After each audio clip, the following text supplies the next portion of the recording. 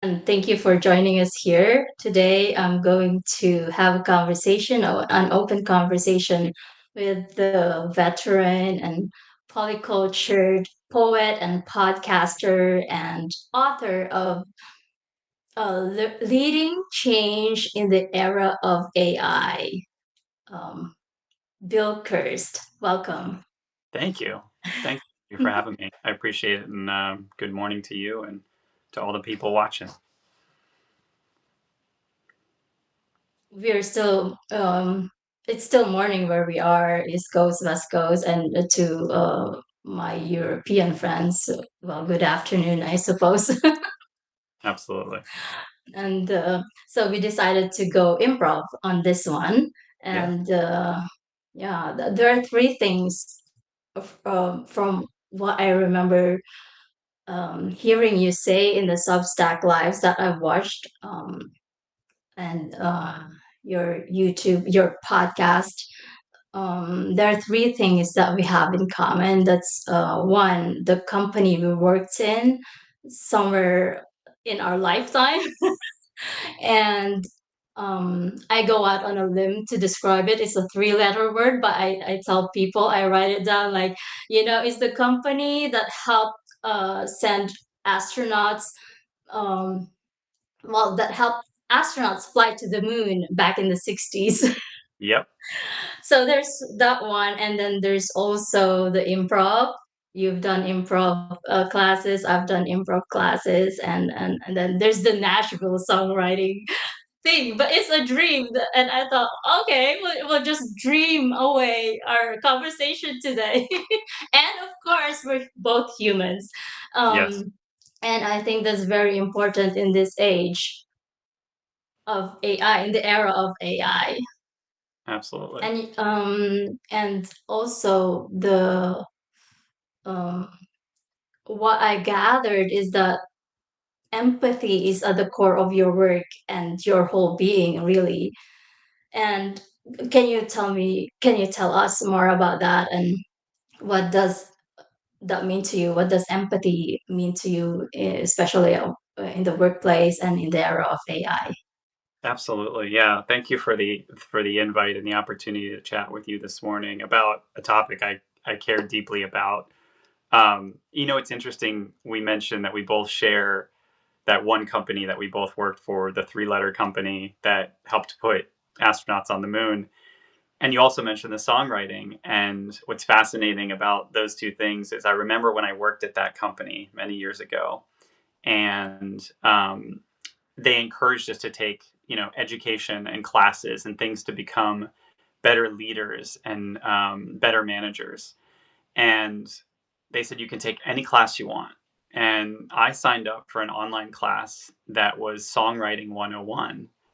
And I remember when I submitted my final, grades and my petition to my manager, and my manager said, "This was unexpected. I thought you were going to take a project management class. I thought you were going to take a class about risk management, but you took a songwriting class. Tell me why." And I said, "Well, it's always been a dream, and I've written lyrics and poems for a really long time, and I felt it was important for me to understand at least some of the structure of what goes into songwriting."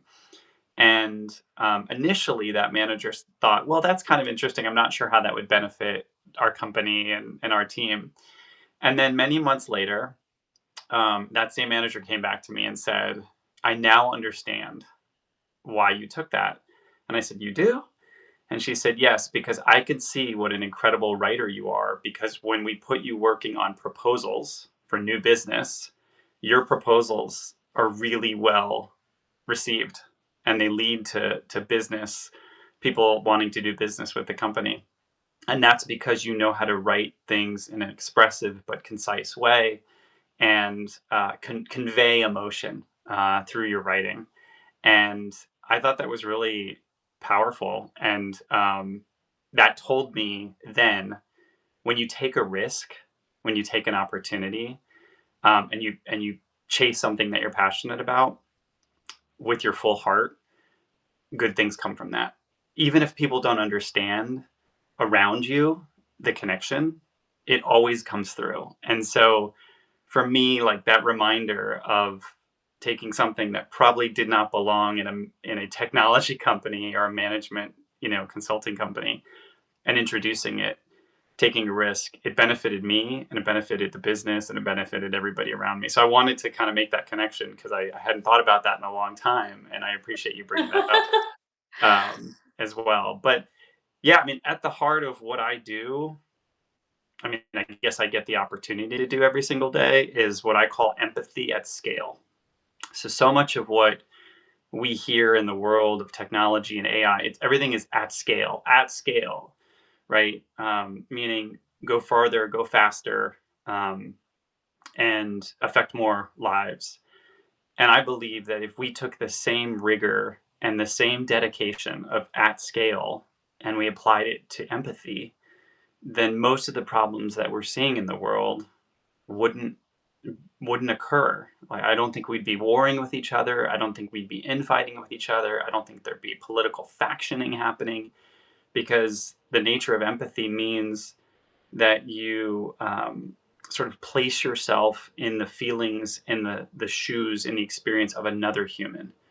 And by doing so, you try at least to gain their perspective, feel what they're feeling, and then that by nature will change who you are. And so, what's interesting for me is I've taken the Strength Finders course many times, and the number one skill or the number one strength is always empathy. And even though I've taken that assessment probably many times over 15 years, the number one has always been empathy. It's never changed. Some of the number two, three, Yeah. four, five, those have changed, but empathy has never changed. And so I think it's kind of the universe's way of saying to me, this is how you were uh, created to do this, to feel this. I think it's a superpower. A lot of people might see it as a bit of a soft skill. I do not see it as a soft skill. I equate it to being the equivalent of like a Marvel character in the Marvel universe. So yeah, it's a strength. Thank you for expounding on that from your perspective. And it's definitely, I definitely resonate with your definition of empathy, because it's not just sympathy. It's not just Right.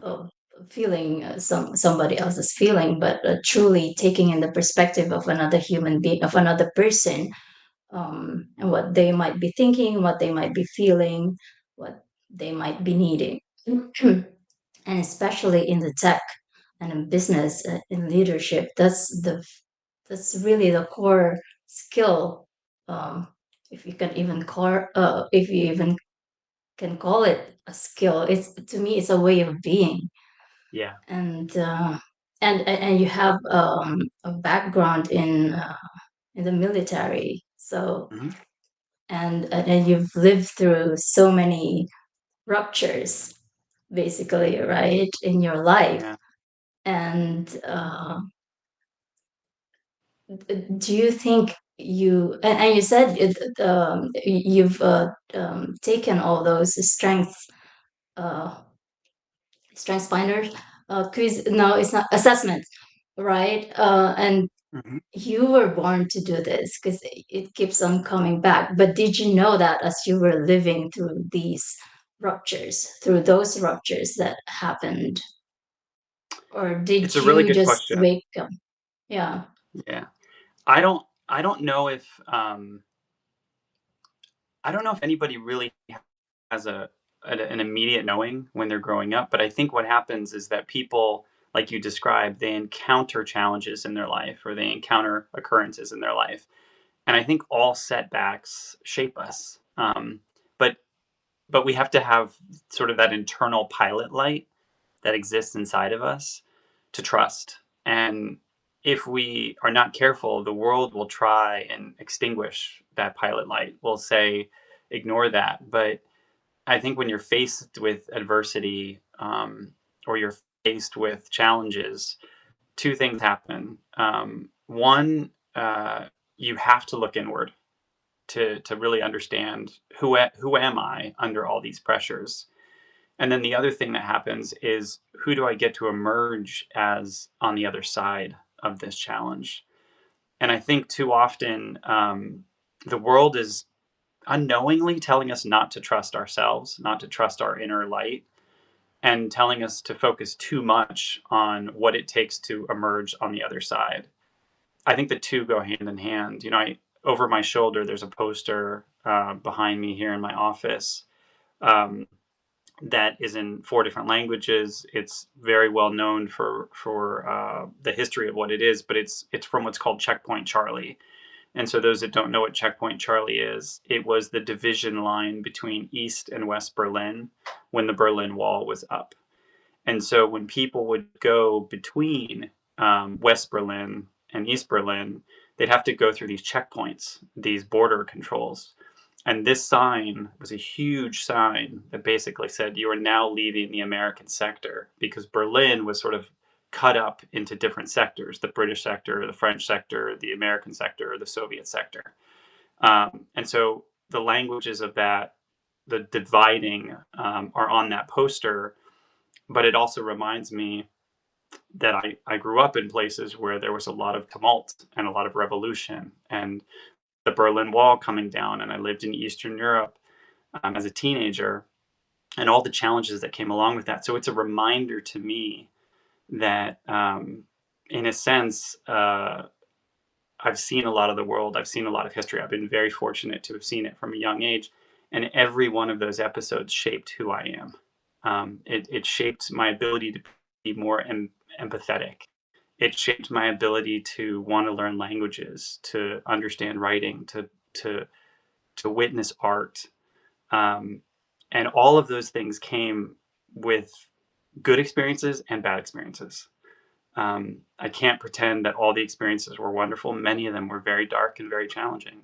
But as you know, Genevieve, like, it's from these places that we can sort of find our potential and find our passions. So for me, I don't know if I knew it growing up, but I think the environment that I was in, kind of like a crucible, shaped me in a way. Crucible. Yes, I like the word. Wow, yeah. Yeah, I can totally see that. And we were talking about courage with Joe last time, and that takes courage to do that, to not just stay in the darkness of the experience, but to notice what's emerging as the darkness is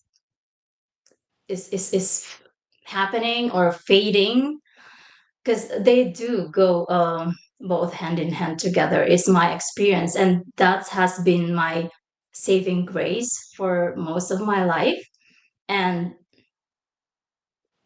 it just, yeah, it just fascinates me so much how we have this opportunity to see that, to see through that, to live through darkness and still come out um fully human, wholly human. And because I think we'll always have that, darkness and light, they go hand in hand together. And I see, like, there's a shadow where there is light, there's a shadow too. So if you don't want to see your shadow, then gotta stay in the dark, because there's Right. no shadows. There's no shadow in the dark. um yeah.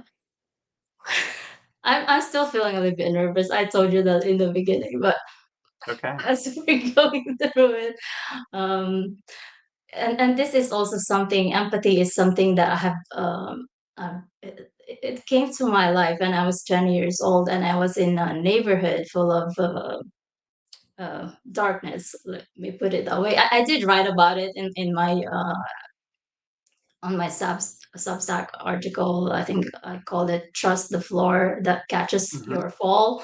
Hmm. Because when you allow yourself to go through darkness, for me in that moment, I was 20 years old. I had no one. I was living through. I had to find my own way without any guidance, and I found myself. Um, like questioning life, questioning traditions. I'm originally from the Philippines, but we moved to the Netherlands when I was 15. And So to go through the whole culture shock of, leaving my whole life, 15 years, the first 15 years of my life behind, and then coming into a culture that I did not know much about. We didn't have any YouTube back then. It was in the 90s, but yeah, although there was some kind of internet, but it wasn't like it is now. And so it was really an interesting time for me to, and I did not know it at the time, to build empathy. Because when I was on the floor, just, blaming everyone, blaming myself, blaming everything that I did not understand. And I just allowed myself the rage, the sorrow, the anguish of all of that. And then suddenly everything just became still. And then I Yeah. heard, love heals all wounds. Love embraces all. It's not time that heals all wounds, it's love. So that took me aback. What does that mean? And I got so curious about what that meant. And that has been my compass from then on. Yeah, I think there's something that you said which I think really deserves some attention, which is you had to go through all the rage and you had to go through all the noise and you had to go through all the sort of, as you said, sort of falling on the floor before you could trust the floor would hold you. And it was only after that that the stillness came. And it was in the stillness that the message came. And I think it's really interesting with where we are now in the world, how much people want an answer. They want that message. We all want that message. But what I notice is there's a lot of distractions and things that detract from us actually going through what you described, which is a bit of the hero's journey. We have Yeah. to go through all of it. We have to go through the suck. We have to go through the grief. We have to go through all of that before we can get to a place where that one message, that one ping that's been pinging for us for so long, but we've been so busy and distracted and chasing that we haven't been able to hear it or see it or notice it. And it's only when we make it through that rage or that sadness or that grief that everything gets quiet enough that we hear the ping and we're like, what is that? We follow that ping, and all of a sudden that message that was literally sent to you who knows how long ago. It could have been sent to you a generation ago. It could have been sent to you years ago. It was meant for you. It's going to find you. But it's kind of like, a crude analogy is kind of like a text message that's been sent to you, but you haven't read it yet. Your phone will just keep buzzing until you acknowledge that text message. And yesterday I was having a conversation with someone about the propensity for all of us to use tools like AI to seek the answer, right? To just keep plugging more in and more in, and what about this? And I need that. And how do I try this?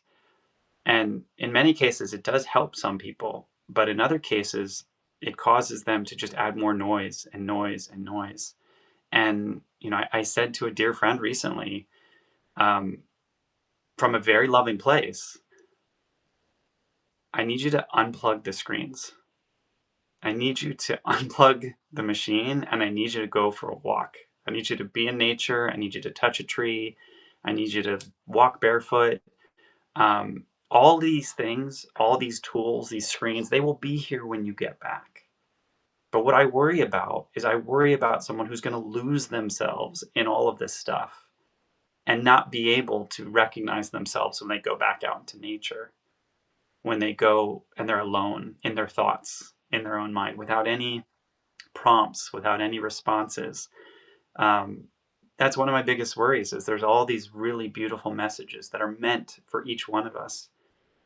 But if we can't hear it, then we may not find that pathway. And that's part of the reason I wrote I write what I write. I put what I put on Substack. A lot of what comes to me is a download. I hear about it in dreams. I hear these little phrases when I'm in the shower, and I'm like, where did that come from? And I don't even know what it means, but I will write it down, and I'll just set it aside, and I will give it space, and then sometimes life will say, remember that thing you heard 3 weeks ago? Well, here's an event that's going to cause you to connect it, and all of a sudden it's going to make sense. It's like a puzzle piece that fits together that only you can see the outlines, the ridges of it, and it just illuminates. And it's so beneficial to me that I feel obligated to share it. And that's where my not necessarily my writing journey, but my publishing journey began, because with the poetry, I mean, the poetry that sort of spilled through me, I felt it really helped me. And I said, if it helped me, maybe it can help one other human, or two, or three. And so you put it out in the world, and you trust it's going to find its way. And I think back and I get pretty emotional about it. I've had veterans who didn't know me send me a note and say, I'm going to be in your city. I love your poetry collection. I've read your poem. Can I meet you? I want to thank you in person. And I get so emotional thinking about that, because I've had lunches and dinners with people who, but for the fact that I took a risk and I put my words out in the world, they wouldn't know me. I wouldn't know them, and it helped them tremendously in their healing. And so it only takes like one instance to have me, my cup fills all the way up, and then my cup is running over, and I say to myself, I'm so fortunate to be in this place where I have a full cup, and I want the part that spills over to help other people, inspire them, create them. I was reading this morning that the creative economy, the economy of people like you and me and Joe and Steve and Aaron and others that are um, on this live, combined, we put $1.2 trillion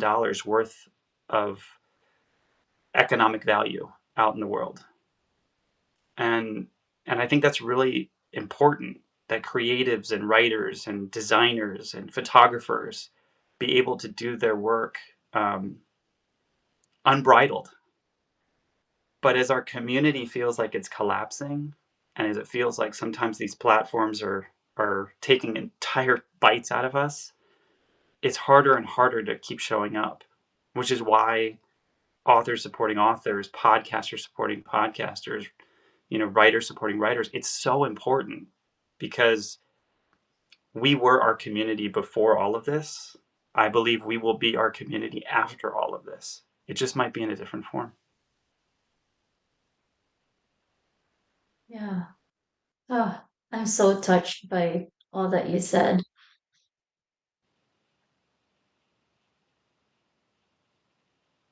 Thank you. And I'm just remembering right now that when I left tech in back in 2008, the summer of 2008, actually, come to think of it, wow, 18 years ago, this June. Um, I was so optimistic when I left tech. Everybody was afraid that, technology, AI would take over. And back in those days, AI was only a chatbot, the way I Yeah. knew it within that company. And it could not handle the questions that I prompted it. Like, I was dealing with business intel from global businesses around the world. So I want to put all the data together and let the thing sort it out. But it could not even give me a proper formula to do what I wanted it to do. And then nowadays, I hear that about agentic AI. I'm not so much into it yet, but because I heard that it can now code itself into Yes. being, and the agentic AI. So I thought, okay, I'm going to have to dig deeper and do my research on this one. But at the time, I was so optimistic that we can just automate everything up and turn toward each other, not against each other, but have conversations with each other. Because technology will just automate the things that we want to automate, like all the money flows. It's money and money together. They just the tech will take care of that one, I thought. Yeah. So, and we humans will take care of one another, because that's Right. what we do as humans. It doesn't matter what culture we come from. It doesn't matter what religion we have or what kind of background we have. We all have something in common as humans. We have thoughts, we have feelings, we have needs. It's just that we have not learned to be present with them, Yeah. let alone name them, like the feelings. I mean, I did not learn about emotions until I was 20 years old. That was the time after I heard that love heals all wounds, love embraces all. It's when I realized I did not know much about emotions. Mm. And I was in the middle of emotions that I did not understand, and my intellect could not grasp any of it.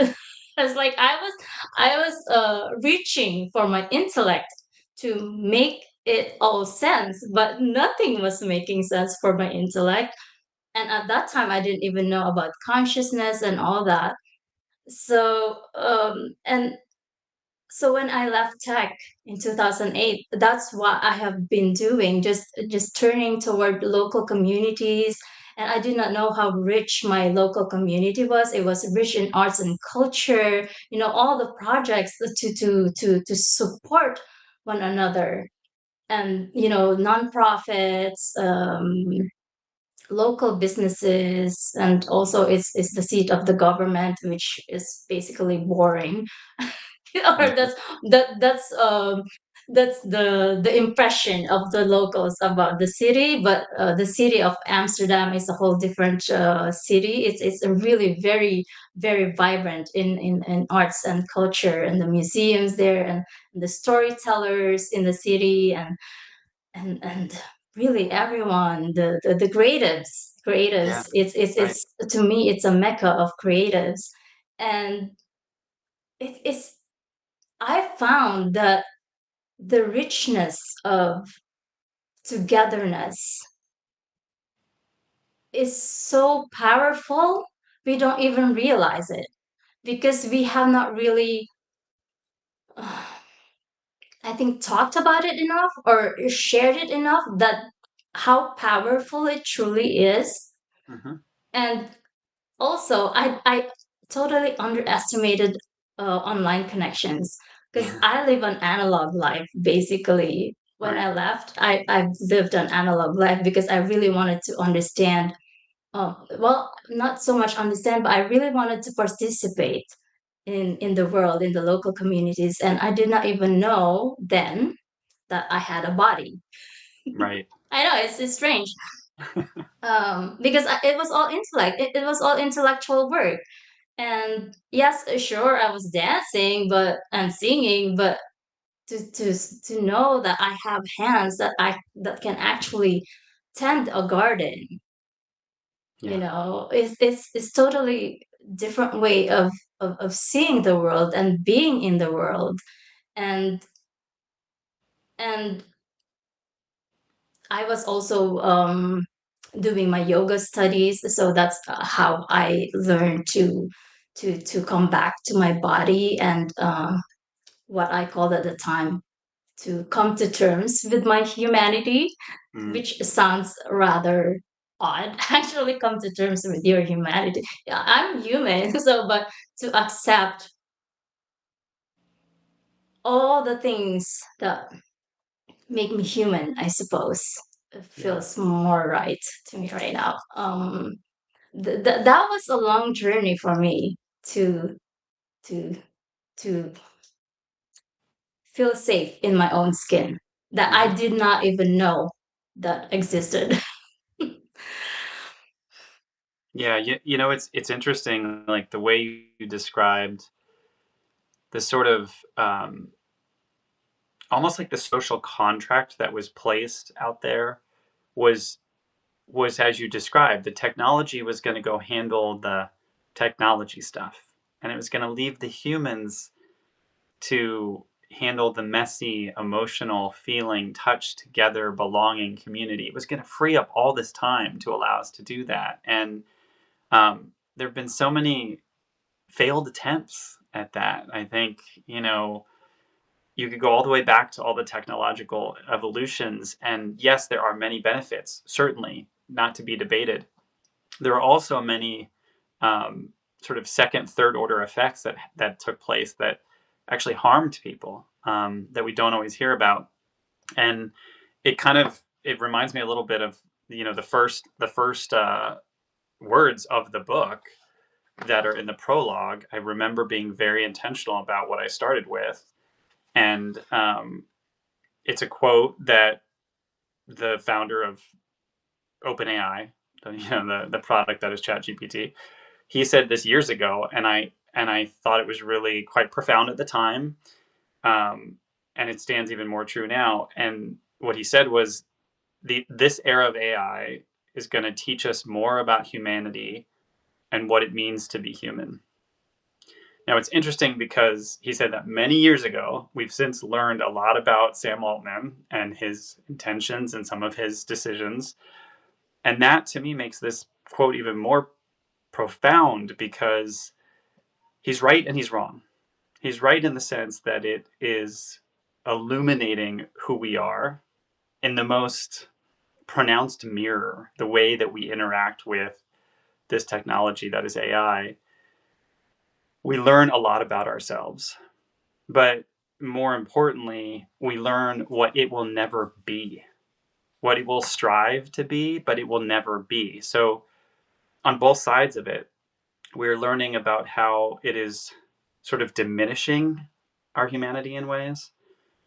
But the other side of that is all the reasons we are untouchable as humans, all the reasons we are irreplaceable as humans, all the reasons why a conversation like this, which is completely unscripted and unprompted, and there was, yes, there's nervousness and there's anxiety, and those are human emotions. Like, who doesn't experience that? ChatGPT doesn't experience that. Like, Claude doesn't experience that. Mm.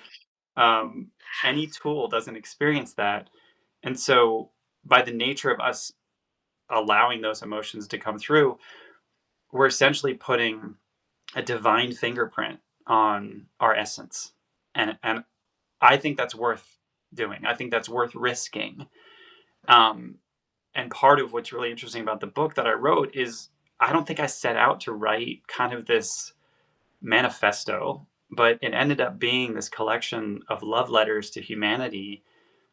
And there are many people that have described it to me as, it felt like I got a message in a bottle, like they were walking along a beach and a bottle washed up, and they opened it up, and they just started reading, and all of these things spilled out, as if you don't know when that message in a bottle was thrown off the ship in the first place. And somebody said to me the other day that what you write becomes more evergreen, or what you wrote becomes more evergreen, because the world continues to accelerate and go faster and make choices, and advance. And what's in your book is all about slowing down and creating from a place that is um, imperfect and vulnerable and honest, and cannot be um, cannot be replicated in that way, cannot be generated in that way. And I don't think I quite realized at the time when I was writing these things down. And again, I wrote every single one of them, Genevieve, from a place of, this doesn't feel right to me. Am I the only, am I alone in this feeling? And I'm glad I wrote those things down, because now I'm having a lot of people reach out and say, thank you for saying that. I thought I was the only one who felt this way. But clearly they're not. Clearly the several, hundred people who have said, this has really helped me, have are grateful that they have it in their hands. And one last thing I'll say about that is to know that the book is being given to young people. I mean, when I was on a college campus, and when I visited someone who said they took it to their son's high school class and said, you should read this. And then friends of those high school students reached out and said, wait, this was written by a person in tech? It seems like he's kind of going against the grain, Yeah. and that's what I do. That's what we, as you said, veterans, service members, when we see something is not right, we are compelled to speak out against it. We are compelled to stand in courage and try and make something right that is not right, for whether it's for justice or for compassion or care. Um, Not one of us is moving through this world alone. Every single one of us needs a helping hand, needs a piece of art, needs a poem, something that reminds them that they are here for a reason. And if that's what this book is doing for people, I'm eternally grateful. And I won't stop talking about it until people shut me down.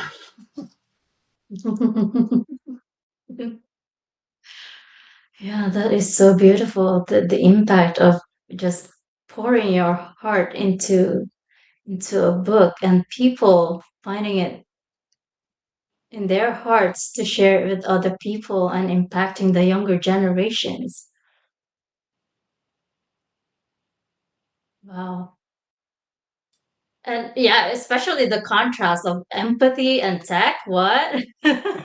That sounds like, like two contradictory things that won't ever come together, but you're doing it. And that makes it even more powerful, I think.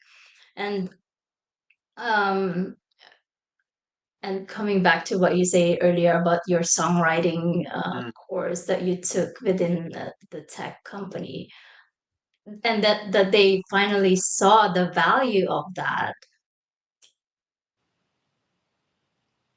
I think there's more of that in tech that's available, that's possible when someone just takes a risk and do it.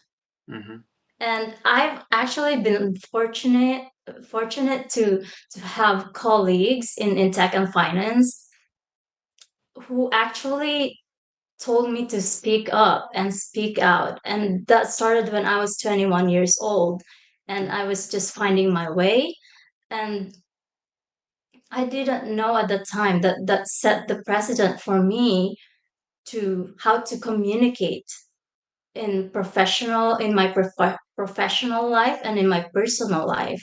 Like because it started with the question, but I have a mind full of questions. So when I see something, I just ask it directly. And also in the Netherlands, it's people are direct yes. to the point of bluntness, and I think a lot of people in the world know that. So when you come across a Dutch person, be prepared to be met with directness, almost tactless and blunt. But I've learned through nonviolent communication to the empathy, that part. And my colleagues at that time didn't even have the nonviolent communication training, but they were being human to me. Like I came with the questions of, what is this? Why are we doing this? Why are we doing it like this? And in an aggressive way for a 21-year-old who knew nothing about finance and the people, the leadership teams, and they met me Mhm, as a human being, yeah. not as a young professional who is finding her way, but as a human being. Oh, she has questions. Oh, now we can attend to her needs of learning. So they did not shut me down for having questions. They actually encouraged me Mhm, to open up even more. And that really set the precedent for me to to be in the workplace, not just in the workplace, how to be in the world, really. yeah. And I know it sounds so strange because when I say this to people, they are surprised, like, what corporate is this big ugly monster, and you had that experience? That doesn't sound right, but I did have that experience, and that's why I'm able to write this book that I'm publishing next week Mhm. because of that. and and then when I left finance and tech, and I went into the spiritual world and humanities and arts, it's a whole different universe. Yeah. It's a totally different universe. And I've noticed that there's a preference for language. Mm. Like when you speak in scientific terms, that you're likely to be accepted. But when you speak in spiritual terms or artistic terms, or when it comes to feelings, somehow people are like, okay, are you talking about feelings? No, I don't want to have anything to do with that. And to still invite people to meet people and witness their humanness in their thinking, in their emotions, in their needs to be themselves, really. Yeah. You know, That's a it's whole interesting different game. the way that you talk about the courageous questions. I think a lot of times I get to refer to sort of redefining definitions and understanding the power of words. And for a long time, I felt quite strong that the currency is in the questions, not in the answers. And I think I say that a few times in the book. Um, but what's interesting is I've been reflecting on this concept. It goes even further to your point around there's questions and there's feelings and there's emotions and there's honesty.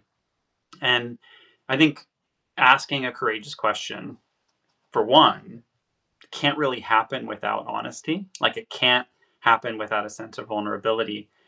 And it brings me back to that analogy of currency. We think of like currency as money. And so if questions and honesty are currency, and I ask an honest question, what I'm essentially doing is I'm taking a whole bunch of currency and I'm putting it on the table. Now, there's a couple things that could happen. One, you as or another person on the other side of the table could say thank you and take all my money, right? And then what ends up happening Mhm. is betrayal or a sense of loss or a sense of grief. Or you could look at that and say, wow, look at that currency made of honesty and questions, how powerful that is. What if I add to that currency? Now we have more value. Now we have more possibility. Now we have more investment. What could we do together? And I find it so interesting that there's this healthy tension that exists in the world where we feel we are desiring, we are yearning. I'll use that word. We are yearning Yeah. to ask an, a courageous question or to state something honestly, like unfettered, not worry about what people are going to think, not worry about how it's going to land. I just want to put it on the table and I want to be witnessed by another human, not judged, not corrected, not throttled. I just want to be witnessed. And that is a yearning that I think happens in all of us. But it only takes one instance where the person on the other side of the table takes that beautiful currency and just swipes it and they're gone, that you now experience betrayal and loss and grief, and trust is gone. And so you're less likely to come back to the table with feelings, with honesty, and with courageous questions. And to me, that is a travesty. That is an absolute tragedy and travesty.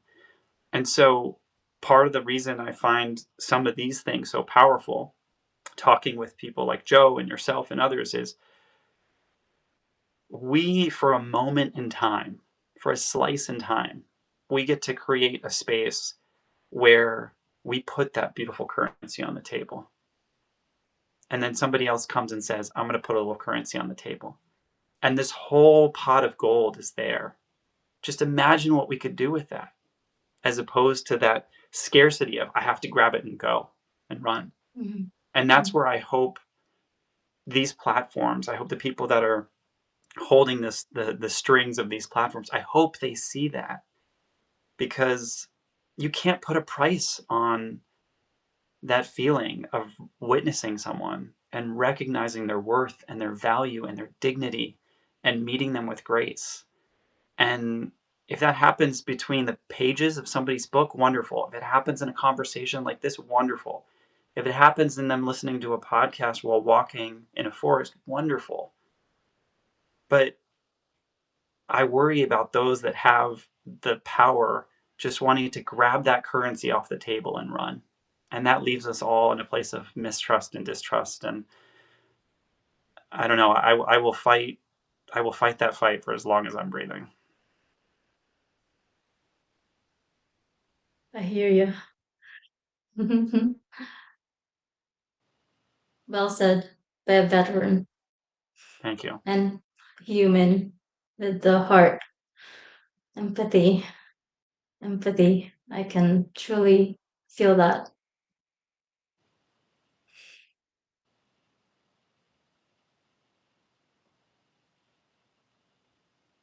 Yeah, that trust, and it does make me wonder. That that's part of my work of empathy, and it's for me is the hardest thing. Like, sure, love. I'm all about love because I feel it in my heart, and it's so hard, when you see someone hoarding all the wealth in the world, and they're just glorifying one another, and then many people starving, and our planet is going through cycles of drought and flood, when we can actually regulate that, which is Yeah. part of what I'm doing also. um it's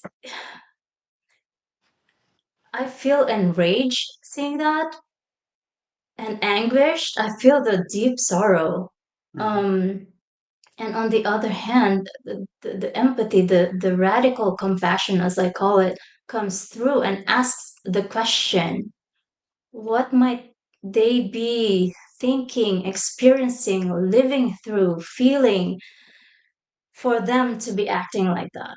That's right. And it is so hard. It is so hard to answer that with my intellect. But when I go deep into that, what comes to me is the brotherhood of man. Yeah. And I know it's a military thing. I've seen that from my military family. Hmm. And it's kinship to That's it. me. It's kinship. And I think we've forgotten that. Yeah.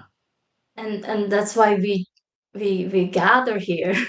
We join forces through our writings, being here on Substack, to to to invite that back in, to for me it is an invitation. Yeah. I don't want to coerce people into to thinking this way or into feeling this way. It's always an invitation. The beauty of our humanity, of the human spirit, is always there, no Yeah. matter how many layers um, it gets buried under. Yeah. The light, you were talking about the light earlier. Yeah, it's the light, and I feel like writing a song right now. I'm not a songwriter. That's why the invitation to go to Nashville. Yeah, if you're going, I'm going. Let's go. It's just around the corner. Yeah. But what comes? One of my favorite country songs is "Bless the Broken Road" by Oh yes. Rascal Flatts. Yeah. And if you Oh, haven't heard, so Rascal Flatts actually did a remake of that song. The original was written and sung by an artist named Melody Crittenden. I'll make sure to send you her name afterwards, but it's Crittenden. Her version is the first version I heard. And I had been listening to that song for many years before Rascal Flatts recorded it and released it as their version. So I encourage you to go back and listen to that version as well, because and for you it may be more powerful because you hear a different vulnerability in a woman's voice singing that song than you do from a group or a trio of men singing that song. Now their harmonies are wonderful, yes, but there's a raw vulnerability from a woman's voice on that song that will always be my favorite version of that song. I can't wait to hear it. Uh, is it the same lyrics? Same Was lyrics, it same a melodies, same lyrics. Yep, faraway yep, many um, years ago? yep. Ooh, okay. um, there's one other thing I definitely wanted to read at the end of the book in the epilogue, and as you were talking about it, I thought it was kind of interesting with regard to what we're being taught, like what history is teaching us. Um, and I had flagged this when I was rereading it earlier this week, which is kind of an interesting experience too for those who have published. Like occasionally, and I imagine artists it's the same when they kind of go back and hear their own song. They're like, "Wait, did I say that?"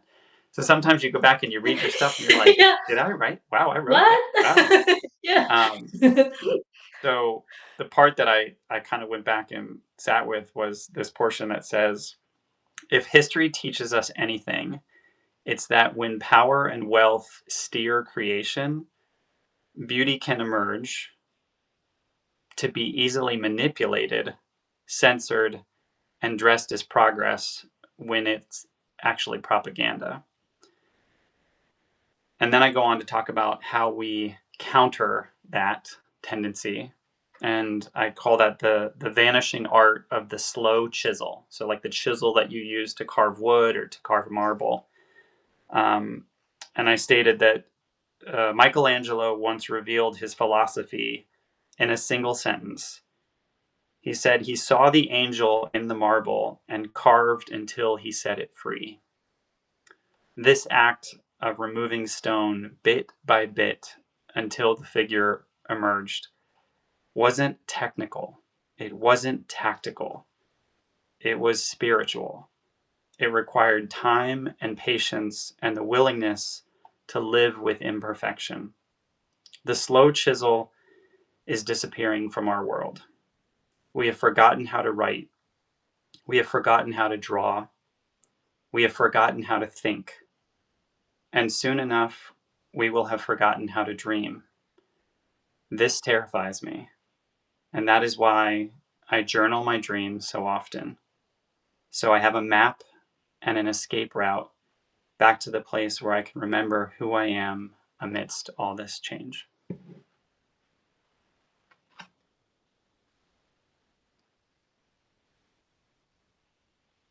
Wow. Wow. That's wow. I feel that really went straight into my heart. Thank you. You're Wow, that's welcome. so powerful. It also reminded me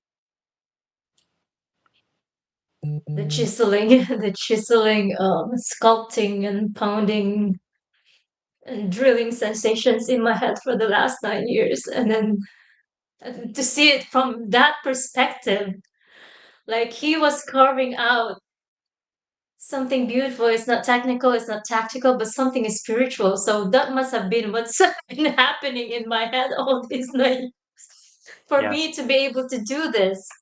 To do this publicly online. I mean, I don't have a problem doing this offline, but to do this online, I don't know why it's so different for me. I think it's because I cannot move, and it's the screen.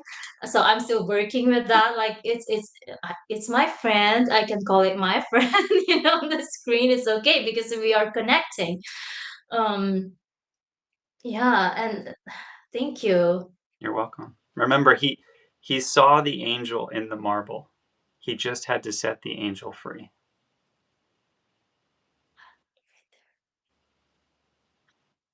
And that's what you do as a creative, as a poet, as a human being with another human being that we can do together.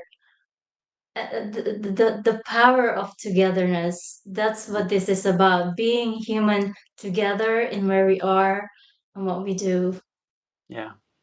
So thank you for the opportunity to share that, and be in our emotions, raw, real, vulnerable. Yeah. Thank you for the invite. And I'm excited to stay connected, and I can't wait for you to hear "Broken Road" by Melody Crittenden. I'm going to look it up as soon as we end here. So Yeah. thank you so much. Does this feel Thank you. complete to you right now with the ending? Yeah. That's a beautiful ending. Yeah. Yeah. It's a So good place to be. yeah. And certainly, if folks have questions, reach out. But I'm here to be on that other side of the bridge. Like people walk halfway on the bridge and they think, I'm not sure I can go the second half. I'm here to extend a hand, say, grab my hand, let's walk together. That's literally what I'm here on this earth for. So reach out. You've got a hand. Substack and anywhere else that people can reach you. I'm pretty open on LinkedIn. You can reach out on LinkedIn. I've got the podcast out there called Coffee and Change. I think there's about 180 episodes. It's on Spotify and Apple and YouTube and all that places you can find. So certainly a whole body of work there. Almost 10 years of that you can go back and listen to. But yeah, reach out. I'm here to help however I can, and um, we creatives have to help other creatives. So thank you for the opportunity to be here, to add echo to the voice, and to put this beautiful currency on the table and allow other people to put currency on the table. So now we just got to protect it from all the people that want to take it. That's good. I was just gonna say that's the altruism right there, right? Yeah, that's the altruism. Yeah. Yeah. Yeah, thank you oh so much for being here. Thank I'm you. glad we were able to do this. And thank you, everyone. Now I'm going to remember to say goodbye to everyone. And thank you for being here, for listening to us. And I don't know if anybody wrote something. I cannot see it. But thank you so much for being here and for spending this hour with us.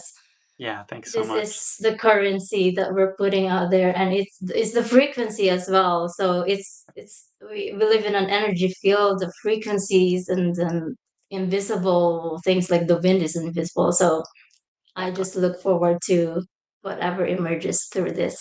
So thank you so much, and Thank you. goodbye, everyone. Thank you. See ya. Bye. Bye.